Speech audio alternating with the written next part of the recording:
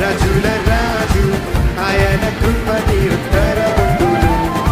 ప్రభువుల ప్రభువు రాజుల రాజు ఆయన కృప నిరంతరముండును.